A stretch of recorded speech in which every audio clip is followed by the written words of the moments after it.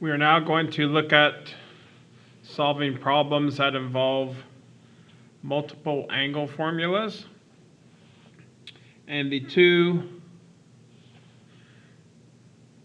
types of angles we're going to look at are, first of all, I wrote down some more formulas to save time. So the first kind of multiple angle is a double angle. Double angle, of course, is when you multiply something by 2. That's how you double something. So you notice there are three equations, first for the sine, then the cosine, then the tangent, where the sine of 2 theta. So in a sense, that's a double angle. The angle is double of theta, right? If you have an angle theta, you double it, it would be 2 theta. And the same as cosine tangent. But you notice all these formulas on the right-hand side, they were all just regular trig functions, either sine of theta, cosine of theta. So in a sense, what you're doing, you have the ability, if you have a double angle, you can rewrite the double angle in terms of normal, just sine and cosine of the angle itself. So that's one of the ways we're going to, one of the methods we're going to use to solve some problems later on, realizing we have these three double angle formulas. And then later on, we do some problems with half angles. Obviously, half an angle, if you have an angle theta, half an angle is theta over 2. So here are three equations to find the trig function of a half angle. What's interesting is all these look the same. They're all plus or minus. So you have the possibility of the answer being either positive or negative. And they're all a square root. And then what's interesting is all three of them actually, they're all made up of simply cosine of theta. There's no sine theta or tangent theta. They're all cosine theta, which is sort of interesting. All right, so let's start out with looking at the kinds of problems that we would solve or get involved with using double angles. So here's a pretty typical example where they simply give us an angle. So in this case, they say sine of theta equals 3/5, and they tell us it's in quadrant 2, and then they simply ask us to calculate the sine of 2 theta, the sine of the double angle,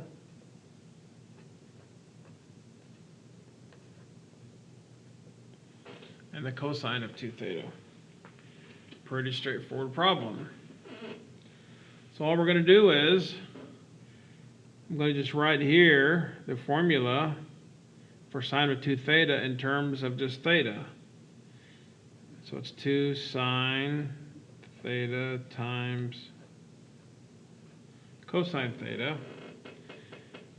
And just while I'm here, I'll do the same thing for cosine. Now what's interesting, I didn't mention this, if you look at the cosine of 2 theta, the double angle, it's interesting, there are three different formulas.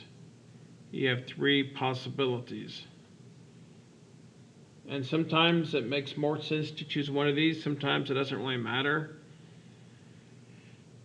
For this problem, I don't really know, maybe I'll just choose the one with the sine theta since it's already in there. So I'll just say cosine 2 theta is 1 minus 2 sine squared of theta. So basically to solve this problem, I basically need sine theta, cosine theta. Well, the good thing is they gave me the sine of theta, but I don't know the cosine of theta.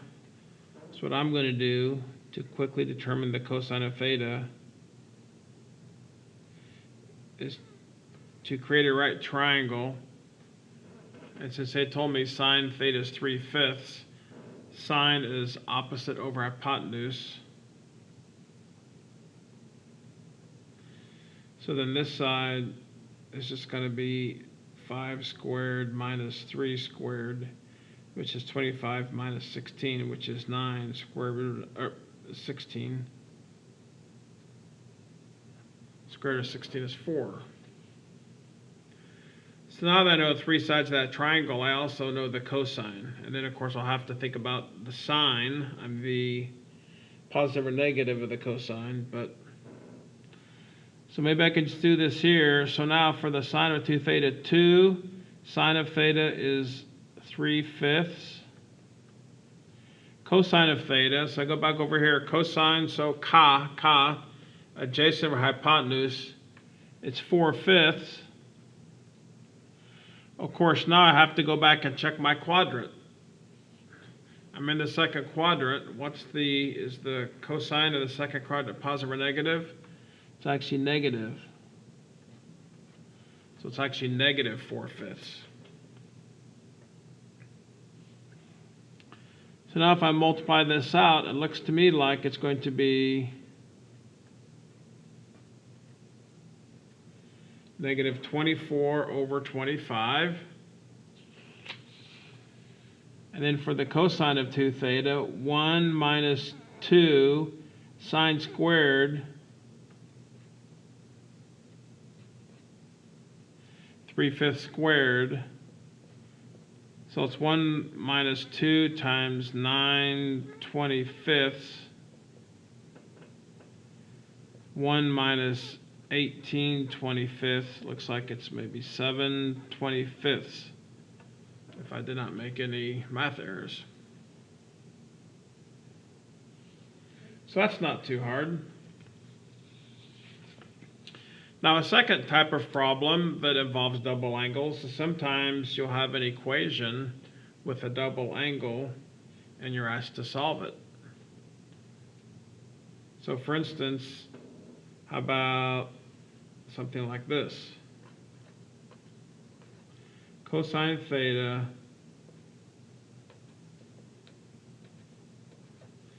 minus sine of 2 theta equals 0. And we're asked to solve this, and we'll just say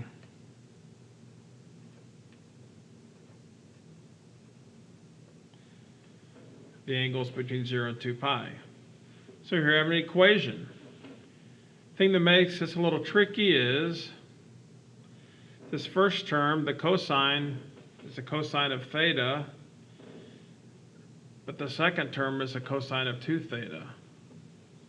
So really we have two different angles inside the trig functions, and that's going to make it hard to solve. And this is where the double angle formulas come, because once again, I'll just take a quick look. The double angle formula for the sine of 2 theta is 2 sine theta cosine theta.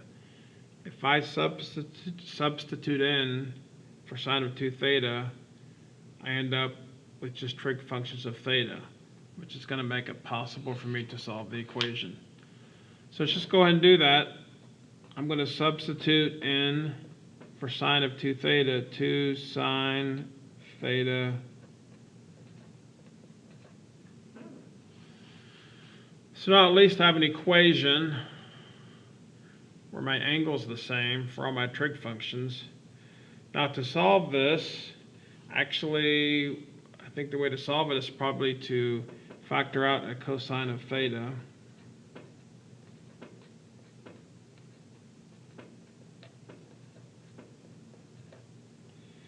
And now I have two factors I'm multiplying. So I take the first factor, set equal to 0. If I solve for this, so what's the angle where the cosine is 0? There are actually two possibilities, right? Pi over 2 plus 2 pi n.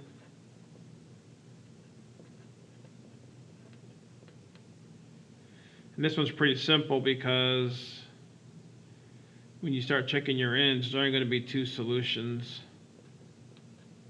Pi over 2 and 3 pi over 2. Now the second factor, 1 minus 2 sine of theta equals 0. Let's solve for sine of theta. If you do a little bit of algebra, you end up with sine of theta equals 1/2. Now, since we're going only one trip around unit circle, I can pretty much right away say, okay, what's the angles where the sine is 1/2? Pi over 6 and 5 pi over 6. So it looks like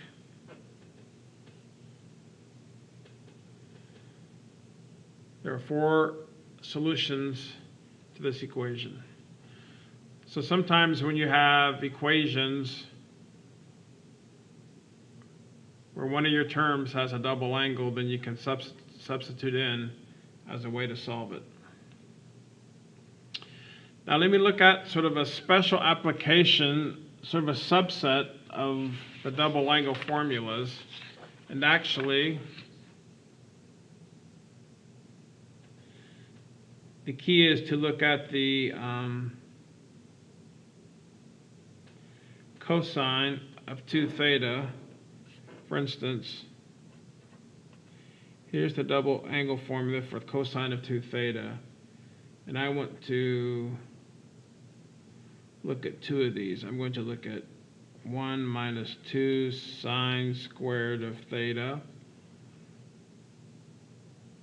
And then in a minute, we're going to also look at cosine 2 theta is 2 cosine squared of theta minus 1. So the interesting thing to note is, on the left-hand side, we have 2 trig functions with a double angle 2 theta. But on the right-hand side, we have sine squared and cosine squared. So I'm not really interested now in the double angles. What I'm interested in is the idea that on the left-hand side, I have cosine. On the right-hand side, I have sine squared. The second one, cosine. Right-hand side, cosine squared. Think about the exponents. On the left-hand side, there are no exponents, or you can say the exponent's 1. But on the right-hand side, I have a sine squared and a cosine squared. What I'm going to do is, let's take this first equation. I'm going to solve it for sine squared of theta. In other words, get sine squared of theta by itself. So if I'm going to do that, I'm going to, since it's a minus here, I'm going to shift things around a little bit.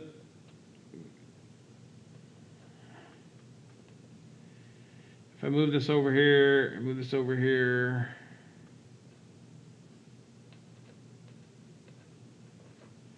I did a couple steps. Basically, I added 2 sine squared theta to both sides, subtract cosine 2 theta to both sides. If I want to get sine squared by itself,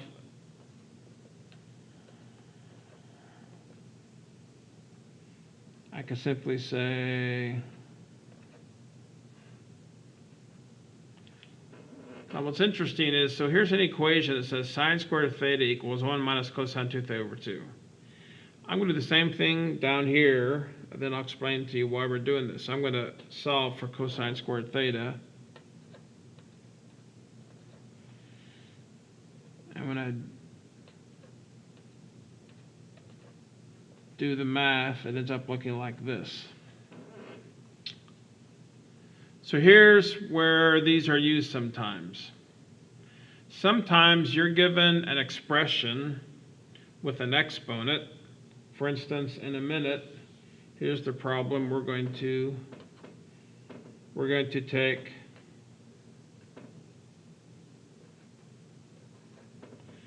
sine to the 4th power of 2 theta. And what they want me to do, they want us to do, is to rewrite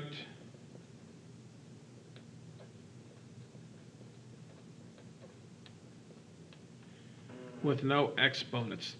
They want me to somehow rewrite the sine to the 4th power of 2 theta, rewrite it with no exponents. And the way I'm going to do that is, if I look up here, here's a way, if I ever have an equation with the sine squared. I can substitute in for sine squared this right here, and you notice here, there are no exponents. Here, I have sine squared, no exponents here. And in the same way, if I ever have a cosine squared in an equation, I can replace it with this and not have any exponents. So let me just show you how that works. Let's take this expression and try and rewrite it with no exponents. First thing I'm going to do is this 2 theta here is just sort of a red herring. I'm going to, for now, just substitute it so it doesn't get too messy. So really what I have is sine to the 4th power of u. And what I'm going to first do,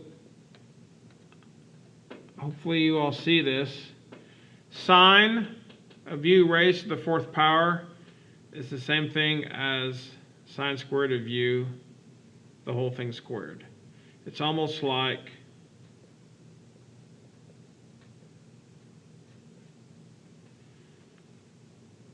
I can take x to the 4th and rewrite it as x squared, that whole thing squared, right?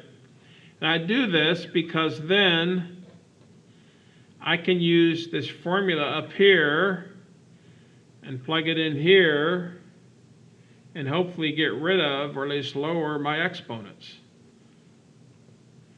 So sine squared is 1 minus cosine of 2u over 2. Of course, the whole thing has to be squared. So now, if I sort of get rid of the parentheses, you can think of it as in the top, I would have this over 4. Now this I have to FOIL. It's 1 minus cosine 2u times 1 minus cosine 2u. And when I do that, I end up with 1 minus 2 cosine 2u plus cosine squared 2u all over 4. So I'm making some progress, but you know what? My goal is to rewrite it with no exponents, but I still have an exponent here. I have cosine squared 2u. So what I'm first going to do, I'm going to break this up into 3 separate fractions. The 2 and the 4 here reduce, so this is just cosine 2u over 2 plus cosine squared of 2u over 4. And now I'm going to go off to the side, and cosine squared of 2u, I'm going to now apply this formula and substitute once again to get rid of the exponent. So let me go off to the side here.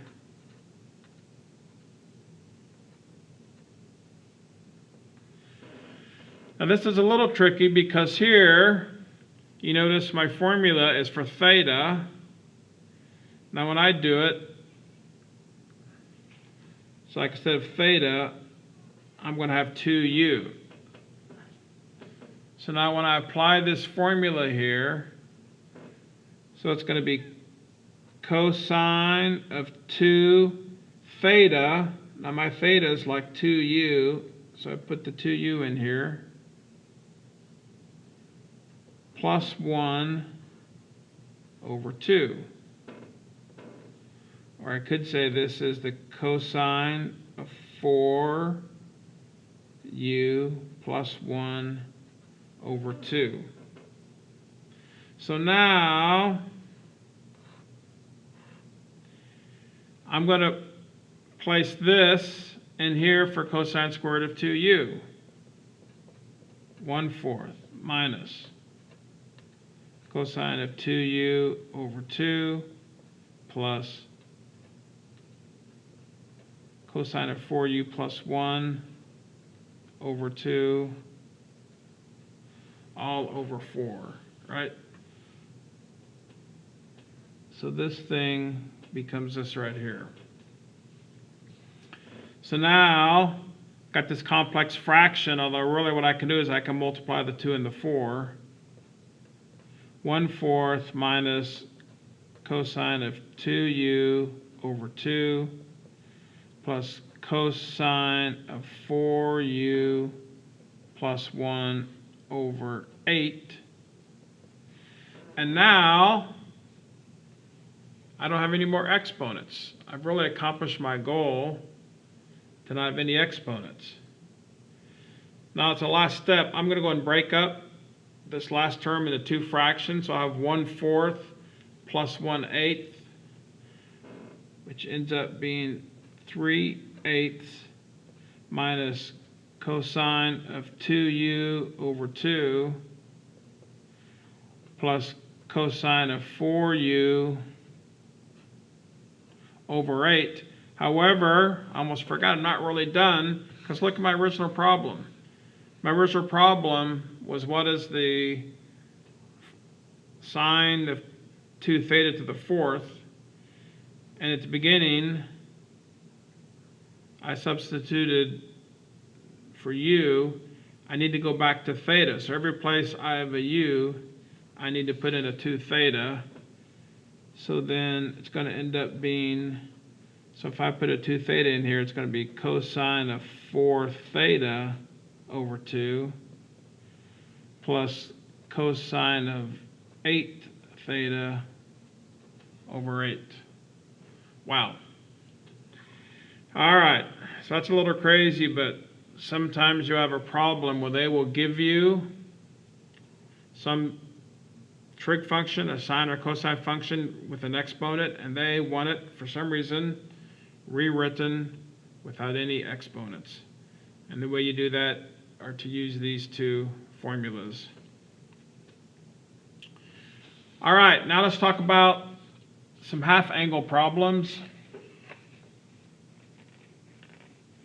So that covers double angle. So half angle, pretty straightforward. Here are the half angle equations, again, just to remind you.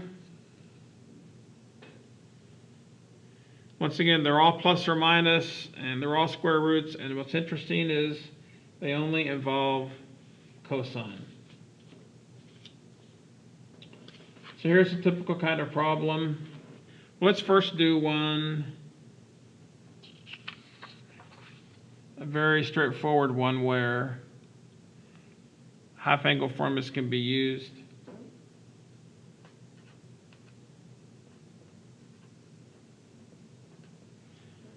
They ask us what's the cosine of 15 degrees.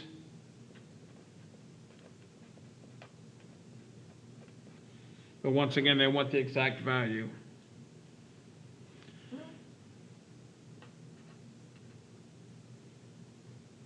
We don't know. 15 degrees is not one of our special angles, so we don't really know the cosine. And they don't want you to use your calculator. But sort of like we did with the sum of difference formulas, you realize I can rewrite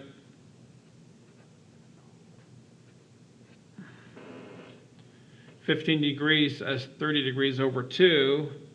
And now, just to make it clear, let me write down the half angle formula. Now, normally it's plus or minus, but in this case, since 15 degrees is in the first quadrant, I know the answer is the cosine's going to be positive. So I don't need to put the minus sign here, and it's 1 plus cosine theta all over 2. So hopefully you can see if there's examples like theta is like 30 degrees. So I can say this is going to be the square root 1 plus cosine of 30 degrees all over 2.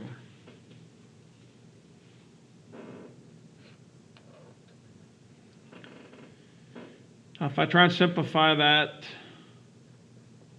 cosine of 30 degrees is square root of 3 over 2. Wow, this is getting sort of messy. To try and simplify this, let's combine 1 plus square root of 3 over 2. So I have to make the 1 into a fraction. Ends up being 2 plus square root of 3 over 2 all over 2. This 2 and this 2, I can multiply them.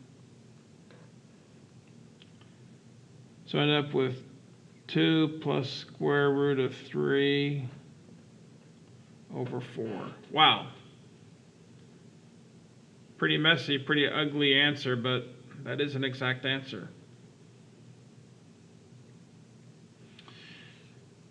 Now the main kind of problem we're going to do is where they give us an angle.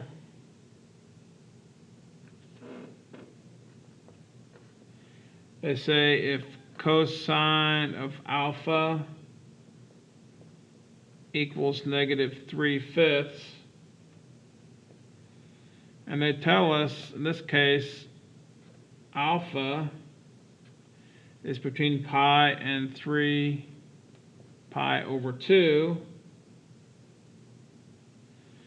and they want to know what would the sine of alpha over 2 equal, and also what would the cosine of alpha over 2 equal. Now when you're doing these half angle problems, what you have to do is, and this is something new, it's a little tricky, is since we're starting with alpha, but we're trying to find alpha over 2, and here is where the original angle is, but because I'm actually trying to figure out what alpha over 2 is, I need to rewrite these limits.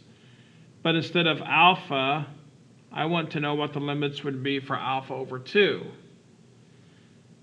So if I want to go from alpha to alpha over 2, I divide alpha by 2, which means I have to divide both sides of this by 2 also.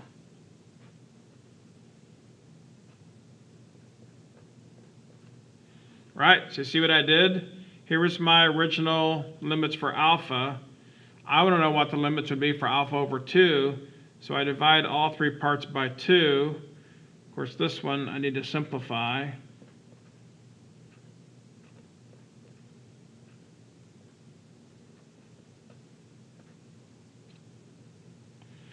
So they told me the limits for alpha were pi to 3 pi over 2, which actually this means alpha, where is that? That would be in like quadrant 3. But since I'm going to be solving for alpha over 2, I need to change these limits for alpha over 2. And by the time I get done, alpha over 2 is between pi over 2 and 3 pi over 4. And where is that? This is actually in quadrant 2. So it's interesting, the original angle alpha is in quadrant 3, but for alpha over 2 it's in quadrant 2, and that becomes important because when I go do my calculations, once again, I'm going to determine whether it's positive or negative depending upon it's in quadrant 2. So now I'm ready to apply my formulas. So here's how it happens.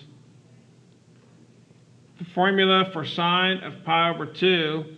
Now what's interesting, normally I would write plus or minus, but I'm not going to write plus or minus. I'm going to go ahead and decide because I know alpha over 2 is in quadrant 2.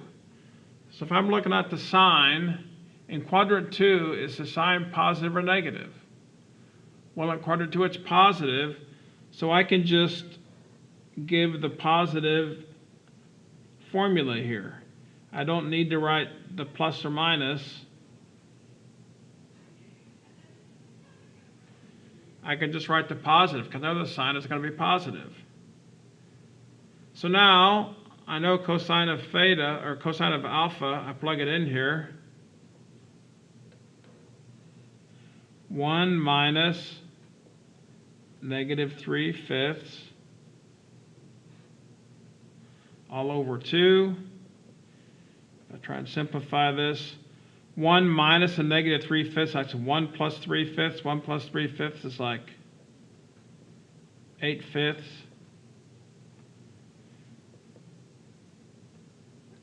And this is like 8/10.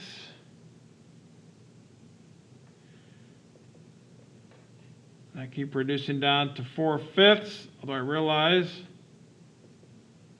square root of 4 is 2. So it looks like the sine of alpha over 2 ends up being 2 over the square root of 5. Wow. Now, how about the cosine of alpha over 2? Now I'm going to go get the formula for cosine of alpha over 2. It's right here again. But notice once again it's plus or minus, but I don't need to write the plus or minus. Let me go right now and figure out if my answer is going to be a plus or minus. I know my alpha over 2 is in quadrant 2, and I'm getting the cosine. So what's the sine going to be? It's going to be negative. So now I'm going to write the formula. I'm going to write it with the negative. So this one is 1 plus cosine of alpha all over 2. So now I plug in cosine of alpha, 1 plus negative 3/5 all over 2. And now let me start simplifying this. 1 plus negative 3/5 is like 2/5 over 2,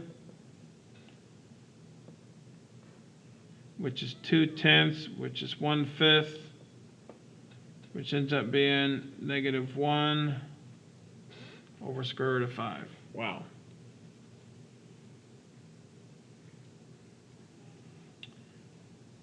All right, so once again to review, we were given cosine of alpha is negative 3/5.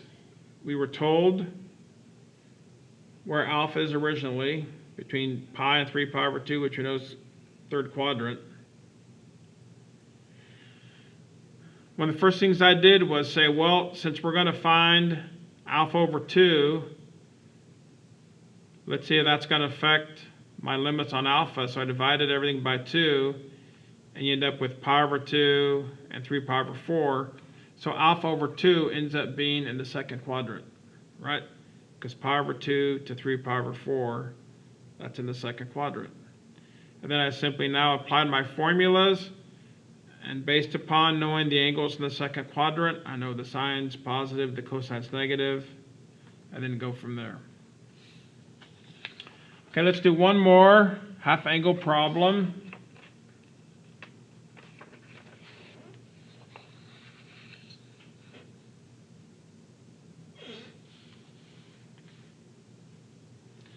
So this one says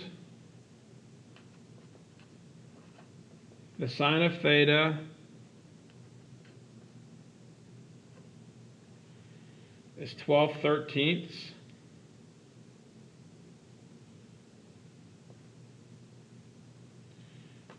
Theta is between, here they give it to us in degrees, between 90 and 180 degrees. What quadrant is that? 90 and 180 degrees, isn't that quadrant 2?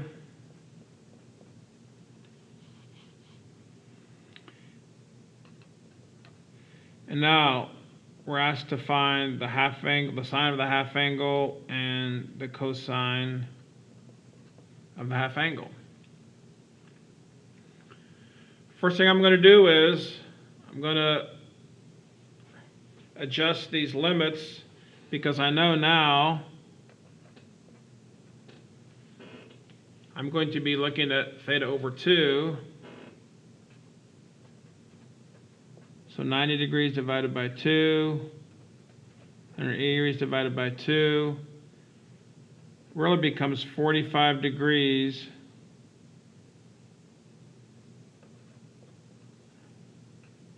and 90 degrees. So now theta over 2, the angle I'm going to try and figure out, is between 45 degrees and 90 degrees, which I actually know is quadrant 1. So you know what? When I go apply my formulas for the half angles of sine and cosine, I know I'm going to use the positive formulas because I know sine and cosine are both positive in quadrant 1.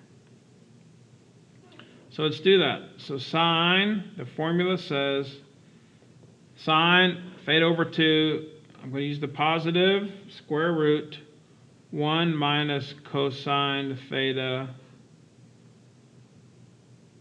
over 2. So I need to plug in cosine theta. Well, what's interesting is I was given the sine of theta. I actually don't know the cosine of theta.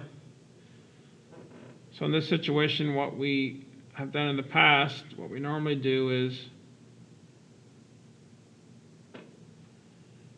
create a right triangle. Although, to be honest, if some of you wanted to, I don't normally do this, but just I'll mention it here. Another way you can find the cosine is by using the identity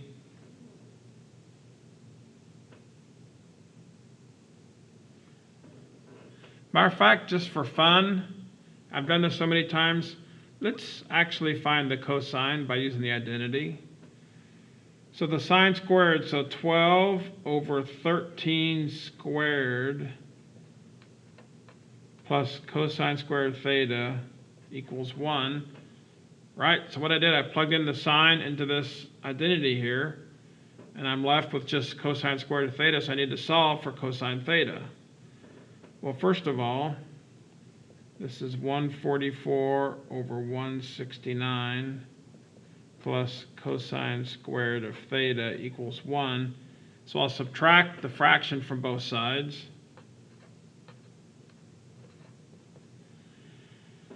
One minus 144 over 169. If I convert 1 to 169 over 169, I think I end up with 25 over 169. Now, if I want to get the cosine, I take the square root of both sides.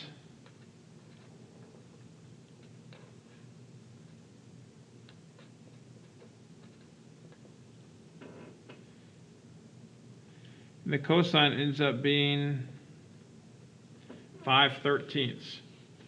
And I would have gotten the same thing if I went ahead and created my right triangle, but just I decided to, for this time, just to do it the other way. So now I know my cosine. So now up here, let me rewrite this. I was trying to figure out the sine of theta over 2 when I realized I had to go figure out the cosine of theta. And now I know the cosine of theta. So now, sine of theta over 2 is 1 minus 5 over 13. And now we just have some simplifying to do. 1 minus 5 over 13 should be 8 over 13 over 2, which is 8 over 26, which is 4 over 13, which is 2 over square root of 13. So there's the sine, theta over 2. Now the equation for the cosine of theta over 2, once again, it's going to be the positive because we're in quadrant 1. 1 plus cosine of theta over 2. So cosine of theta is 5 over 13. Oh, I need to check. Is that correct? Is the cosine of theta 5 over 13? Aha, I think I made a mistake, right? Because theta is in quadrant 2, that means I find the cosine of theta. You know what? That should have been negative. So really when I got to here, I would be subtracting a negative. So you know what? I caught my own mistake.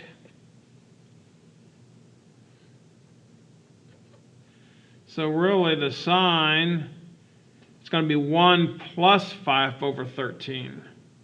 So that's like 18 over 13.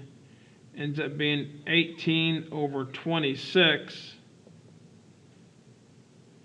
which is like 9 over 13, which is 3 over square root of 13. So that's actually the sine.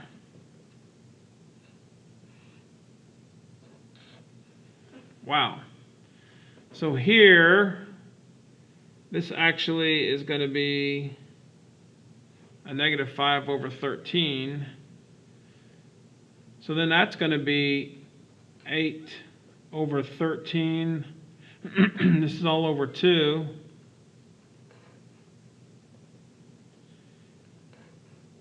Now we have 8 over 26. Reduced down to 4 over 13, which is 2 over square root of 13.